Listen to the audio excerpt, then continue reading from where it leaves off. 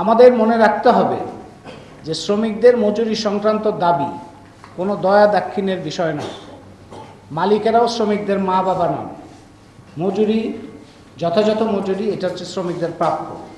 কোনো শ্রমিক 10, 12, 14 ঘন্টা কাজ করে এখন যে মজুরি পাচ্ছেন সেটা স্বাভাবিক আয় নয়। 8 ঘন্টা কাজ করেই তার বাঁচার মতো মজুরি পাওয়ার কথা। এক ব্যক্তির যা আয় করার কথা তা যদি পরিবারের 2-3 জনের আয় দিয়েও পূরণ না হয় তাহলে তা খুবই অস্বাভাবিক এবং অযৌক্তিক পরিস্থিতি। সেটাই এই গত 15 বছরের স্বৈরশাসনের সময় চলেছে এবং এখনও তার পরিবর্তনের কোনো সূচনা হয় নাই। যার পরিবর্তন অবশ্যই হতে হবে। শুধু একটি খাত নয়, জাতীয় পর্যায়ে ন্যূনতম মজুরি হতে হবে বাঁচার মতো। সংগঠন, মত প্রকাশ ও ভোটাধিকারের মতো এই বাঁচার মতো মজুরিও হচ্ছে সর্বজনের একটা গণতান্ত্রিক অধিকার। এটা আমাদের মনে রাখতে হবে। এই অধিকারের দাবি জানাতে গিয়ে জীবন যাবে, জখম হবে, জুলুমের শিকার হবে শ্রমিক, এটা কখনোই হতে পারে না। এর অবসান দরকার এবং তার জন্য এসব ঘটনার যে দায় দায়িত্ব এবং এর যে করণীয় সেটা আমাদের নির্ধারণ করা দরকার। সেই কাজ করার লক্ষ্য নিয়েই আমরা এই গণতদন্ত কমিটি গঠন করেছিলাম। গণতদন্ত কমিটির অনুসন্ধানের মধ্য দিয়ে বিভিন্ন প্রাপ্ত তথ্য, বিভিন্ন ব্যক্তির ভাষ্য, দলিলপত্র, সংবাদপত্র, রিপোর্ট, সাক্ষাৎকার সবকিছু পর্যালোচনা করে আমরা এই মতো সিদ্ধান্তে এসেছি যে 1, মজুরি এবং কারখানায় নানাবিধ অন্যায় অবিচারে শ্রমিকদের ক্ষুব্ধ হবার যথেষ্ট কারণ আছে। এটা হচ্ছে আমাদের 1 নাম্বার সিদ্ধান্ত। মজুরি এবং কারখানায় নানাবিধ অন্যায় অবিচারে শ্রমিকদের ক্ষুব্ধ হবার যথেষ্ট কারণ আছে। 2, কিন্তু এই বিষয়ে যথাযথভাবে নিজেদের মত ও অভিযোগ জানানোর জন্য সংগঠন বা স্বাধীন ট্রেড ইউনিয়ন নাই। এগুলো করার পথে পর্বত প্রমাণ বাধা সৃষ্টি করে রাখা আছে। 3, মালিকদের স্বার্থ রক্ষা ছাড়া শিল্প পুলিশের আর কোনো ভূমিকা দেখা যায় না। মালিক নিয়োজিত সন্ত্রাসী বাহিনীর সাথে রাষ্ট্রীয় বাহিনীও শ্রমিকদের উপর আক্রমণাত্মক ভূমিকাই পালন করে। প্রশাসনকেও আমরা একই ভূমিকাই দেখি। 4, আলোচ্য শ্রমিক হতাহতের ঘটনায় প্রধান দায় আমরা পাচ্ছি রাষ্ট্রের প্রশাসন, পুলিশ ও মালিক পক্ষের। বিশ্বমানের থার্মিক্স রড, সালাম স্টিল থার্মিক্স, দেশের একমাত্র থার্মিক্স রড। গত জুলাই 2024-এ শুরু হওয়া কোটা সংস্কার আন্দোলনকে কেন্দ্র করে পুলিশ সহ সরকারি বাহিনীগুলোর নৃশংসতা তাই বিচ্ছিন্ন ঘটনা নয় বা নতুন কোনো ঘটনা নয়।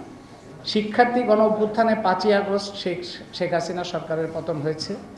এই সময় পুলিশ কিংবা অন্যান্য বাহিনীগুলোর আইন বহির্ভূত হত্যাকাণ্ড নিয়ে বিশ্বজুড়ে নিন্দার ঝড় উঠেছে।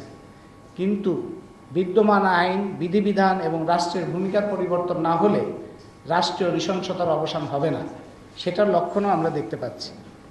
বর্তমান বিষয়ে সামগ্রিক তদন্তের পরিপ্রেক্ষিতে যেসব বিষয়ে পরিবর্তন আবশ্যক সেগুলো চিহ্নিত করে নিচে আমরা একটা সুপারিশমালা উপস্থাপন করছি। গত কয়েক মাসে দেশের রাজনৈতিক পরিস্থিতি, রাষ্ট্রীয় নৃশংসতা, পুলিশ সহ রাষ্ট্রীয় বাহিনীর ভূমিকা পর্যালোচনা ও পরিবর্তনের যে তাগিদ উপস্থিত করেছে এই গণতদন্ত কমিটির সুপারিশমালা, সেই পরিপ্রেক্ষিতে খুবই প্রাসঙ্গিক বলে আমরা মনে করি। সুপারিশমালার মধ্যে আমরা 9টা সুপারিশ উপস্থিত করেছি তদন্ত থেকে। 1 নাম্বার, শ্রমিক হত্যার যথাযথ তদন্ত করে দায়ী ব্যক্তিদের দৃষ্টান্তমূলক শাস্তি নিশ্চিত করতে হবে। এত মাস হয়েছে, তার কোনো মামলাও হয় নাই, তদন্ত হয়নি, কিছুই হয়নি, সেটা করতে হবে। সেটা হলো 1 নাম্বার। 2 নাম্বার, পুলিশ ও তৎকালীন সরকারি দলের সন্ত্রাসী বাহিনী শ্রমিকদের উপর হামলা করেছে, গুলি করে হতাহত করেছে, তারপরে আবার সেই শ্রমিকদের নামে মিথ্যা মামলা দিয়ে আটক করেছে, নির্যাতন করেছে। হয়রানি এখনও অব্যাহত আছে। অবিলম্বে সবাইকে ক্ষতিপূরণ দিয়ে দায়েরকৃত সব মিথ্যা মামলা প্রত্যাহার করতে হবে। 3, প্রচলিত আইন ভঙ্গ করে কোনো পুলিশ যদি কাউকে খুন কিংবা জখম করে তাহলে ব্যক্তি পুলিশের সাথে সাথে স্বরাষ্ট্র মন্ত্রণালয়কেও তার দায়িত্ব নিতে হবে। 4, আমরা বরাবর দেখছি শিল্প পুলিশ তার ঘোষিত অবস্থান অনুযায়ী মালিক পক্ষের লাঠিয়াল বাহিনী হিসেবে ভূমিকা পালন করে, যা শিল্প পরিবেশ ক্ষুণ্ণ করে এবং শিল্পাঙ্গনে অনাস্থা ও অনিশ্চয়তা তৈরি করে। সেজন্য শিল্পের স্বার্থে এই বাহিনী অবশ্যই বিলুপ্ত করতে হবে। 5, সাধারণভাবে পুলিশ যে রাষ্ট্রীয় বাহিনী হবার বদলে ক্ষমতাবান ব্যক্তি ও গোষ্ঠীর ব্যক্তিগত বাহিনী হিসেবে কাজ করে কিংবা দুর্নীতিতে নিমজ্জিত হয়ে শ্রমজীবী মানুষের উপর নির্যাতন চালায়, তার কারণ এর গঠন ও নিয়োগ প্রক্রিয়া। আমলা নির্ভর বিদ্যমান নিয়োগ প্রক্রিয়া পরিবর্তন করে পুলিশ কমিশন গঠন করতে হবে। কমিশনে নাগরিকদের সংশ্লিষ্ট করে নতুনভাবে জনগণের কাছে জবাবদিহি নিশ্চিত করে দুর্নীতিমুক্ত নিয়োগ প্রক্রিয়া চালু করতে হবে। আমরা জানি যে এই পুলিশ নিয়োগের ক্ষেত্রেও, যে পুলিশের কাজ হচ্ছে আইন রক্ষা করা, সেই পুলিশ নিয়োগের ক্ষেত্রেও বেআইনি নিয়োগ বাণিজ্য একটা ভয়ঙ্কর ব্যাপার। একেবারে পুলিশ প্রশাসনের উচ্চতর পর্যায় পর্যন্ত এই নিয়োগ বাণিজ্যের 50 লাখ, 60 লাখ, 70 লাখ, 1 কোটি, 2 কোটি, 3 কোটি এগুলির কাহিনী আমরা শুনি। তা একজন পুলিশের নিয়োগ যদি হয় 50 লাখ টাকা দিয়ে, তার যদি নিয়োগ নিতে হয়, তাহলে তো তার নিয়োগ পাওয়ার পরে তো তার এই টাকাটা তুলতে হবে, এবং এই টাকাটা তোলার জন্যই তাকে বিভিন্ন ধরনের নির্যাতন, নিপীড়ন, আটক বাণিজ্য এগুলোর মধ্যে তাকে যেতে হয়। সুতরাং পুরো নিয়োগ প্রক্রিয়া জনগণের কাছে জবাবদিহি নিশ্চিত করে, একটা নাগরিকদের সংশ্লিষ্ট করে দুর্নীতিমুক্ত নিয়োগ প্রক্রিয়া চালু করতে হবে। 6, মজুরি নির্ধারণ, শ্রমিকদের মজুরি নির্ধারণ ও নির্দিষ্ট মেয়াদে তার পুনর্বিন্যাস করার গ্রহণযোগ্য প্রাতিষ্ঠানিক প্রক্রিয়া নিশ্চিত করতে হবে, যাতে মজুরি নিয়ে আন্দোলনে শ্রমিকদের রাস্তায় নামতে না হয়। কিছুদিন পরপরই যে রাস্তায় নামতে হয়, সেটার বাধ্যবাধকতা যেন না থাকে। মজুরি বকেয়া রাখা, জালিয়াতি, প্রতারণা এগুলো বন্ধ করতে হবে। 7, কারখানায় সুস্থ কর্মপরিবেশ এবং সকল শ্রমিকের সংগঠনের অধিকার নিশ্চিত করতে হবে।